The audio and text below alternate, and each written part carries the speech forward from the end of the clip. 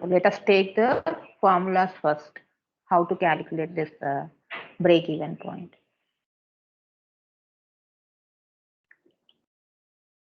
So mathematical measurement of break-even point. So which we can say that break-even point by using formulas.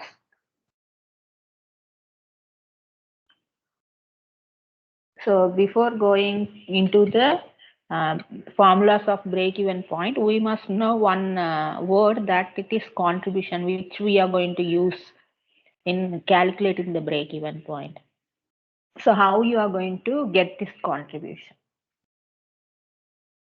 So in this, we are going to come across the different forms of sales amount. So the forms of sales means differently sales will be given. How it will be given, you see first, so that it will be clear for you while doing the problems. So sales may be given in terms of sales revenue, total sales, sales value. So if these words you are going to see, that is indicating that it is in rupees. So total sales may be in rupees as well as in volume also. And sometimes selling price will be given in per unit. And it may be called as a selling price, or sometimes it may be called as the price of the product. Don't get confused among this. So that will be price of the product will be given in per unit value. And the sales volume may be given here in units. So actual sales, it is also called as actual sales. So whatever may be the names that it is used, you must be clear that what it is.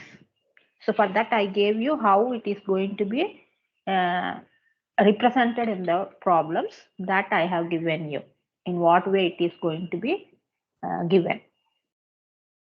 So let us see how to calculate this contribution. So when there is related with the sales and variable cost information, how to calculate this contribution? Let us see here. So take this formula. Contribution is equal to sales minus variable cost.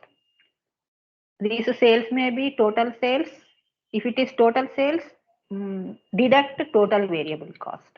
If it is per unit value, sales was given, selling price per unit is given, then you deduct the variable cost per unit. So you must keep in mind that from total, you have to deduct the total. That may be selling price, sales, or that may be variable cost.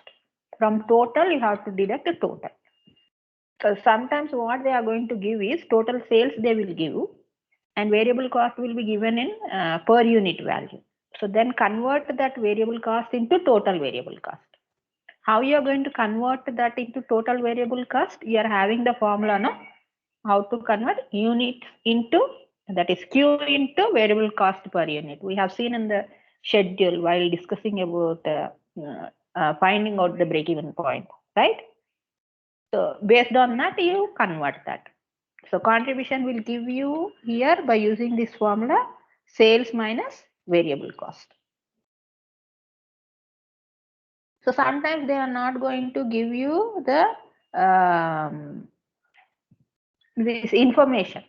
So sometimes some information may be given, some information you need to derive. So one of the formula that is that you can use here, that is sales is equal to variable cost plus fixed cost plus profit. So sales is here selling price. Okay, how the selling price is fixed based on using this formula, variable cost plus fixed cost plus profit. Okay, so from this formula you can derive the contribution. So how you are going to derive it? So as you can see in the above formula, that is contribution is equal to sales minus variable cost. No? So if you bring this variable cost to this sales side, sales minus variable cost is equal to fixed cost plus profit. This is how it will become, right? So then you can get the second formula for contribution. What will be the second formula? Already we have taken the first formula, that is sales minus variable cost. So left side of equal to we have used in the first formula. And the second formula you can use here, fixed cost plus profit. So depending on the information, you use either the first formula or the second formula. If there is no information related with sales and variable cost, then you can use this fixed cost plus profit. So they may be giving profit in such cases. So you can use this formula to calculate the contribution. So you must be very careful what is the information that is given. Okay, these are the two formulas that you can use to find out the contribution. And how the profit will be calculated? The same thing I have explained in this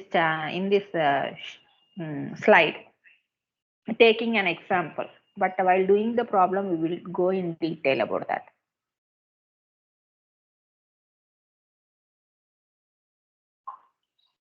You can see here, price of a product 100 rupees it is given. Price is nothing but the selling price. Total variable cost is given here 60 rupees per unit. And fixed cost is given per 25 rupees per unit.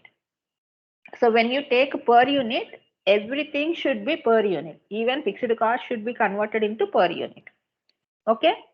If you are going to take total fixed cost, then you convert the variable cost also into total variable cost, selling price also total variable, total selling price, like that. So one you should not take in unit per unit, and one you should not take as a total.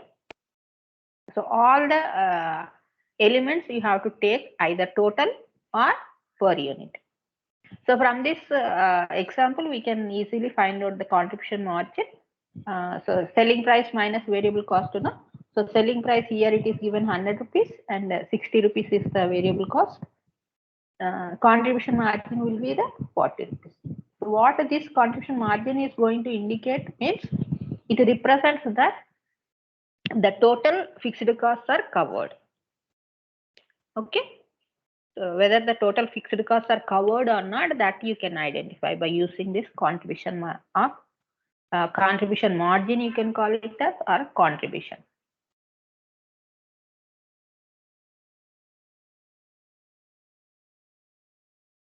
And how the profit can be calculated? By using the same formula, you can derive this profit also. What is the same formula? Sales is equal to variable cost plus fixed cost plus profit. So derivation is most important. Sometimes they may not be giving you the whole information. You have to derive. You must keep this only single formula, that is most important to keep in mind to derive any either variable cost, profit, or fixed cost. Sometimes if these three are there, you can find out the sales also. Okay. So how you are going to get the profit? By using this formula. Profit is equal to, you bring the variable cost and fixed cost to the left side, then it will become sales minus variable cost minus fixed cost. So that will give you the profit. And you can also derive this from contribution also. Sometimes contribution will be given. So how you are going to get that? If you are having contribution information, contribution is equal to fixed cost plus profit, no? So then to derive profit, you are going to use the contribution and as well as the fixed cost. So how you will derive from this? Profit is equal to, you bring the fixed cost towards the contribution. Contribution minus fixed cost will become the profit. So you must think logically. If one formula, this sales is equal to variable cost plus fixed cost plus profit. This one, if you are going to keep in mind, every element you can derive. Even for deriving this fixed cost, how you are going to use this? You can derive the same formula to derive the fixed cost and the variable cost also. That is, sales is equal to variable cost plus fixed cost. So fixed cost is equal to sales minus variable cost minus profit will give you the fixed cost. And when you go for identification of variable cost is equal to sales minus fixed cost minus profit. So this is how you can use the same formula to derive any of the element.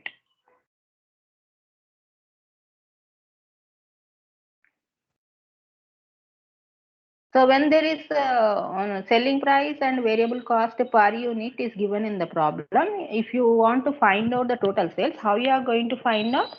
Total sales is equal to output will be given. So whatever the output that is given in the problem, you treat it as actual output. Sometimes they will mention it as actual output. Sometimes simply they will give you volume. Sometimes it will be given output.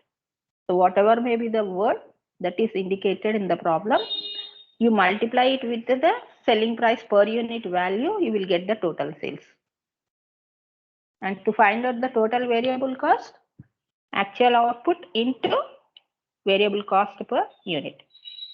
So all these items you keep in mind. You note down all these points so that you, whenever it is required according to the information, you can utilize them. Is that clear?